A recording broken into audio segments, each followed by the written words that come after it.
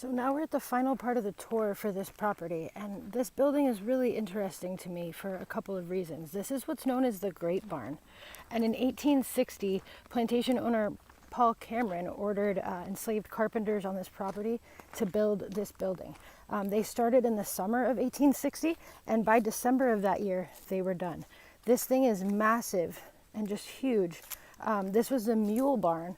They had anywhere from like 40 to 50 mules, I believe, that they'd keep in here to work their farms and, haul things around. So this barn at the time in 1860 is thought to have been one of the, if not the largest barn in North Carolina. So Paul Cameron would have had this built for a couple of reasons. It probably wasn't really because he needed another barn, but because they were definitely trying to show off their wealth and tell everybody how well they were doing. So it's really interesting that this was started in 1860, finished in 1860, which is incredible considering its size. And then the Civil War would have started just a year later. So it's a really interesting kind of look into where Paul Cameron's mind was at the time, and how little anyone could know about what was about to change so greatly.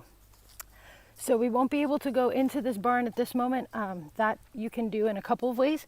You can either come out here to Stagville and do a tour with their designated tour guides, or you can check out my photos where I have a couple of pictures of the inside to try to give you an idea of the scale and scope of this barn.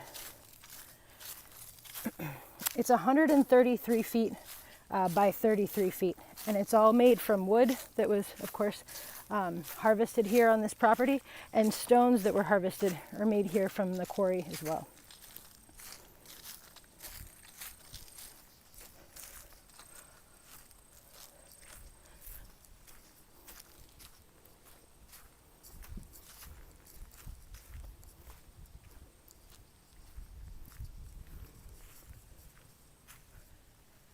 This thing is just massive.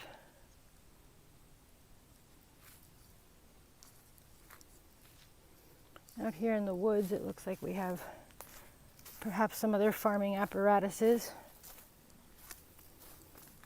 I won't pretend to know much about what this is used for, but it's an interesting contraption.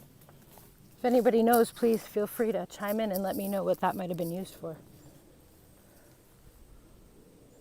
Interesting. Again, more beautiful woods surround this entire place. This property was donated to the state of North Carolina in, I believe, 1976, and they maintain not only the buildings, but the surrounding acreage as well. So there's some beautiful trails that follow or surround all of these properties. So if you ever get the chance to come out to any of them, I would recommend marking off a bit of your day so that you can tour around the trails as well. They're beautiful. Maybe not in September like I'm doing though, because it's very hot out here, y'all.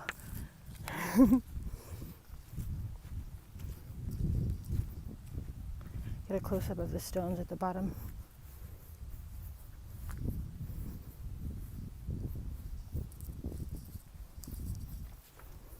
It's kind of hard to imagine the inside. Even as you're standing there, I took photos of the interior, and you could barely even tell how small I was and compared to how big this place was. Quite an undertaking at that time, and specifically also for the fact that they were able to put this barn up in about 5 or 6 months. I can't even begin to imagine not only the construction of it, but harvesting all the materials.